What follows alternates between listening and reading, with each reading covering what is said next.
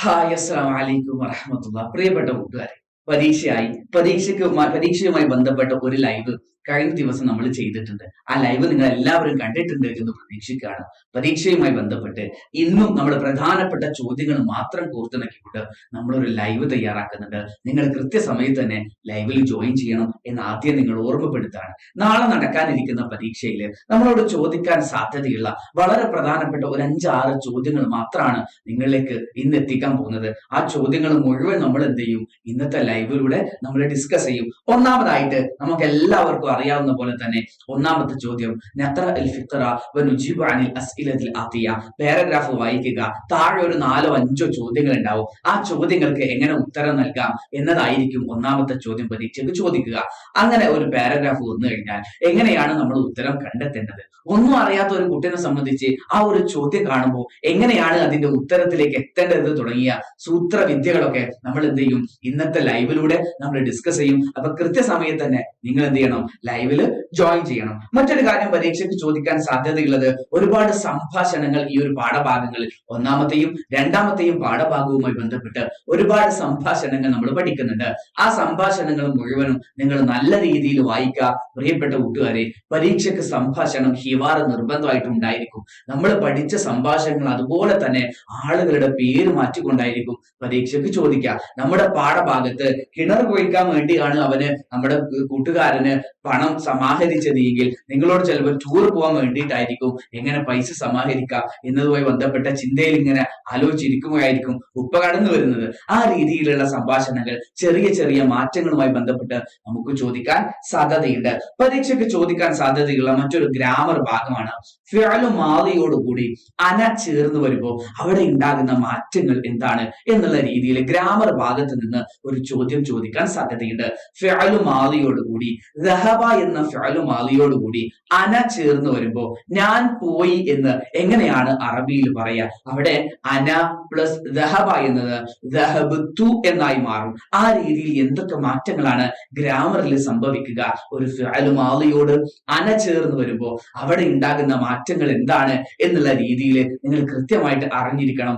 ആ ഭാഗത്ത് നിന്ന് ഒരു ചോദ്യം നിർബന്ധമായിട്ടും നമുക്ക് പ്രതീക്ഷിക്കാവുന്നതാണ്. അതോടൊപ്പം തന്നെയാണ് നമ്മുടെ പാഠഭാഗവുമായി ബന്ധപ്പെട്ട് ഒരുപാട് യാത്രകളുമായി ബന്ധപ്പെട്ട് ആ യാത്ര ചെയ്യുന്ന സ്ഥലങ്ങള് എന്താ പറയാ, ടൂറിസ്റ്റ് പ്ലേസുകളെ സംബന്ധിച്ചൊക്കെ ചരിത്ര സ്മാരകങ്ങളെ സംബന്ധിച്ച് ഒരു പ്രവർത്തനം നമുക്ക് കാണാൻ പറ്റും. നമ്മുടെ ടെക്സ്റ്റ് ബുക്കിൽ തന്നെ പിരമിഡുകളുമായി ബന്ധപ്പെട്ട് താജ്മഹലിനെ കുറിച്ചൊക്കെ ഒരു ചിത്രം തന്നിട്ടുണ്ടാവും. ഒരു 3 പോയിന്റ് മാത്രം തന്നിട്ടുണ്ടാവും. ആ 3 പോയിന്റുകൾ ഉപയോഗിച്ച് സെന്റൻസുകൾ രൂപീകരിക്കുവാനുള്ള ചോദ്യങ്ങൾ നമ്മുടെ ടെക്സ്റ്റ് ബുക്ക് നമുക്ക് പരിചയപ്പെടുത്തുന്നുണ്ട്. അതുപോലെയുള്ള ചോദ്യങ്ങള് മുൻ പരീക്ഷകളിൽ ചോദിച്ചിട്ടുണ്ട്. അതുകൊണ്ട് തന്നെ ആ ഭാഗത്ത് നിന്ന് നമുക്ക് ചോദ്യങ്ങൾ പ്രതീക്ഷിക്കാവുന്നതാണ്. അതുകൊണ്ട് പ്രിയപ്പെട്ട കൂട്ടുകാരോട് നിങ്ങൾ ആ ഒരു ഭാഗം, പിരമിഡുകളെ കുറിച്ച് പറയുന്ന ഭാഗം, താജ്മഹലിനെ കുറിച്ച് ആ ഭാഗങ്ങൾ നിങ്ങൾ നല്ല രീതിയിൽ വായിക്കണം. അതുമായി ബന്ധപ്പെട്ട പ്രവർത്തനങ്ങൾ എങ്ങനെയാണ് പരീക്ഷയ്ക്ക് ചോദിക്കുക എന്നതുമായി ബന്ധപ്പെട്ട കാര്യങ്ങൾ നമ്മൾ ഇന്നത്തെ ലൈവിലൂടെ ഡിസ്കസ് ചെയ്യും. അതോടൊപ്പം തന്നെയാണ് ലൊമീറുകളെ കുറിച്ച് നമ്മുടെ ടെക്സ്റ്റ് ബുക്ക് പരിചയപ്പെടുത്തുന്നുണ്ട്. ഹുവ എന്ന ലൊമീറിനെ കുറിച്ചും ഹും എന്ന ലൊമീറിനെ കുറിച്ചും ഈ 2 ലൊമീറുകളോട് ചേർന്ന് ഫിഅലു മാദി വരുമ്പോ അവിടെ ഉണ്ടാകുന്ന മാറ്റങ്ങൾ എന്തൊക്കെയാണ്? ഹുവ പ്ലസ് ദഹബ സമം ദഹബ എന്നാണ്. അതോടൊപ്പം തന്നെ ദഹബ പ്ലസ് ഹും സമം ദഹബു എന്നാണ്. ആ രീതിയിൽ എന്തൊക്കെ മാറ്റങ്ങളാണ് ഒരു ഫിഅലു മാദിയോട് ചേർന്ന് ഹുവ വരുമ്പോൾ സംഭവിക്കുക, ഹും വരുമ്പോൾ സംഭവിക്കുക? ഈ രീതിയിലുള്ള കാര്യങ്ങൾ നിർബന്ധമായി നിങ്ങൾ അറിഞ്ഞിരിക്കണം. 2-3 മാർക്കിന് ആ ഭാഗത്ത് നിന്ന് പരീക്ഷയ്ക്ക് ചോദിക്കാൻ സാധ്യതയുണ്ട്. പ്രിയപ്പെട്ടവരെ, രണ്ടാമത്തെ പാഠഭാഗവുമായി ബന്ധപ്പെട്ട് രണ്ടാമത്തെ പാഠഭാഗത്തിലാണ് ആദ്യ കാലഘട്ടത്തിലെ ആളുകള് കൈ ഉപകരണങ്ങൾ, ഹാൻഡ് ടൂൾസ് ആയിരുന്നു ഉപയോഗിച്ചിരുന്നത്. ക്രമേണ ഇലക്ട്രിസിറ്റി കണ്ടെത്തുന്നു, വൈദ്യുതി കണ്ടെത്തുന്നു, കമ്പ്യൂട്ടർ കണ്ടെത്തുന്നു. അതോടൊപ്പം തുടർന്ന് സ്മാർട്ട് ഫോണുകളും ആർട്ടിഫിഷ്യൽ ഇന്റലിജൻസ് അടക്കമുള്ള സാങ്കേതിക വിദ്യകൾ കണ്ടെത്തുന്നതുമായി ബന്ധപ്പെട്ട ഒരു ഭാഗം നമ്മുടെ ടെക്സ്റ്റ് ബുക്കിന്റെ രണ്ടാമത്തെ പാഠഭാഗത്ത് നമ്മൾ ചർച്ച ചെയ്യുന്നുണ്ട്. ആ രണ്ടാമത്തെ പാഠഭാഗത്ത് നിന്ന് ഒരു ഫ്ലോ ചാർട്ട് നിങ്ങളോട് ചോദിക്കാൻ പറഞ്ഞാൽ ഇവരെ സാങ്കേതിക ടെക്നോളജിയുമായി ബന്ധപ്പെട്ട് ലോകത്ത് സംഭവിച്ച മാറ്റങ്ങളെ കൃത്യമായ ഓർഡറിൽ ക്രമപ്പെടുത്താൻ നിങ്ങൾ പറഞ്ഞാൽ എങ്ങനെ ഉത്തരം എഴുതാൻ പറ്റും എന്ന് നമ്മൾ നിർബന്ധമായിട്ടും അറിഞ്ഞിരിക്കണം. അതുമായി ബന്ധപ്പെട്ട ചോദ്യങ്ങൾ, വളരെ പ്രധാനപ്പെട്ട കാര്യങ്ങൾ ഇന്നത്തെ ലൈവിലൂടെ നമ്മൾ നിങ്ങൾക്ക് പറഞ്ഞു തരുന്നുണ്ട്. മറ്റൊന്ന് നിങ്ങൾ നിർബന്ധമായും അറിഞ്ഞിരിക്കേണ്ടത്, ഒരുപാട് ഉപകരണങ്ങളുടെ, ഒരുപാട് ടൂൾസിന്റെ പേരുകൾ നമ്മുടെ ടെക്സ്റ്റ് ബുക്ക് പരിചയപ്പെടുത്തുന്നുണ്ട്. നമ്മുടെ ടെക്സ്റ്റ് ബുക്കിലെ തന്നെ പേജ് നമ്പർ 35 നിങ്ങൾ എടുത്ത് പരിശോധിക്കുമ്പോൾ ഏകദേശം 12ഓളം പുതിയ വാക്കുകളാണ് അവിടെ പരിചയപ്പെടുത്തുന്നത്. റെഫ്രിജറേറ്റർ എന്താണ് പറയുക, കമ്പ്യൂട്ടറിന്റെ വിൻഡോക്ക് സ്ക്രീൻ എന്താണ് പറയുക, മൗസ്, കീബോർഡ്, വെബ്സൈറ്റ് പോലെ, റോബോട്ട് പോലെയുള്ള ഒരുപാട് വാക്കുകൾ നമ്മൾ അവിടെ ഡിസ്കസ് ചെയ്യുന്നുണ്ട്. ആ വാക്കുകൾ നിങ്ങൾ നിർബന്ധമായിട്ടും അറിഞ്ഞിരിക്കണം. ആ ഭാഗത്ത് നിന്ന് ചേരുംപടി ചേർക്കുവാനോ മാച്ച് ദ ഫോളോവിങ് ആയിട്ടോ അല്ലെങ്കിൽ ഒരു ചിത്രം നൽകിയിട്ട് അതിന്റെ പേര് താഴെ എഴുതുവാനോ ഉള്ള ചോദ്യങ്ങൾ നിർബന്ധമായും പരീക്ഷയ്ക്ക് ചോദിക്കാൻ സാധ്യതയുണ്ട്. അതുകൊണ്ട് അത്തരം കാര്യങ്ങൾ നിങ്ങൾ നിർബന്ധമായിട്ടും പഠിച്ചിരിക്കേണ്ടതുണ്ട്.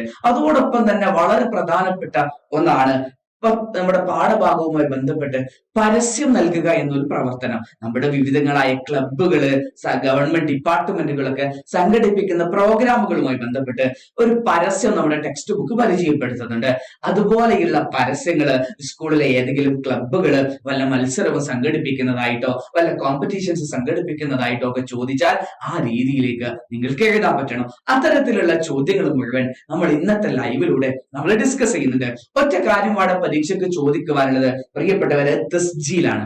ഒരു രജിസ്ട്രേഷൻ ഫോം എങ്ങനെയാണ് ഫില്ല് ചെയ്യേണ്ടത് എന്നുള്ള രീതിയിൽ നമുക്കൊരു ചോദ്യം വരാൻ സാധ്യതയുണ്ട്. അവിടെ നമ്മുടെ ഇസ്മുൽ കാമിൽ, മുഴുവൻ പേര്, മറ്റെന്തൊക്കെ ഡീറ്റെയിൽസ് ആണ് നമ്മൾ അവിടെ ആ ഒരു ഫോമിലേക്ക് എഴുതേണ്ടത് തുടങ്ങിയ കാര്യങ്ങൾ നമ്മൾ ഇന്നത്തെ ലൈവിലൂടെ ഡിസ്കസ് ചെയ്യും. നമ്മൾ പഠിച്ചിട്ടുള്ള കവിതകളിൽ നിന്ന് വ്യത്യസ്തങ്ങളായ 2 കവിതകളാണ് നമ്മൾ പഠിച്ചിട്ടുള്ളത്.